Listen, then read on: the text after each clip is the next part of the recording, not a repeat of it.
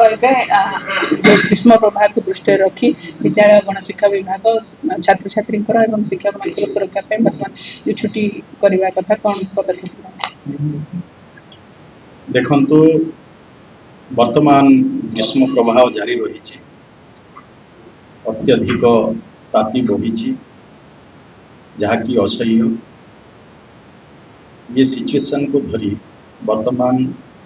अनेक जिलार जिलापाल माने भी विद्यालय गुड़ाक किछि दिन छुट्टी घोषणा करते गतकाली आमर रेवेन्यू मिनिस्टर को अध्यक्षतार एसआरसी मीटिंग होता एसआरसी मीटिंग रो रिपोर्ट प्रकार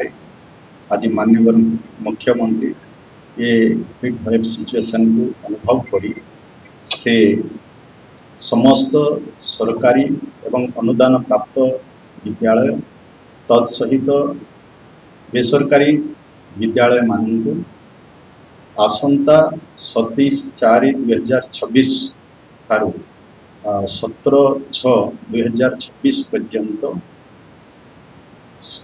खरा छुट्टी घोषणा निर्देश देइछन्ते एवं सही प्रकार आमर 27/4/2026 ठारू समस्त स्कूल गुड़ाक बंद रहिबो एवं जो माने बेसरकारी अनुष्ठान अच्छी से अनुसार से भी बंद रखिए जदि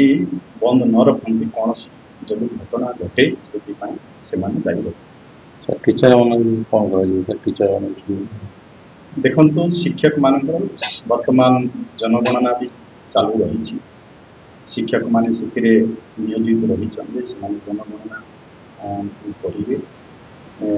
समय को देखी निजक सुरक्षित रखिना जनगणना कार्य चालू रही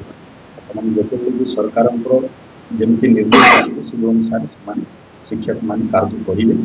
तेणु ये विषय आगामी दिन में शिक्षक मान कथा भी आसो विभाग निष्पत्ति ने कि वर्तमान को जो मैंने विभिन्न सरकारी कार्य नियोजित अच्छा से आज यूजुआल से कार्य को कर आसवे किंतु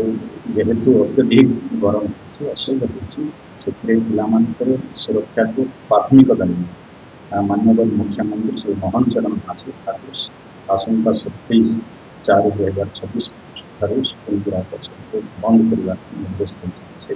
स्कूल गुड़ाक बंद रहे।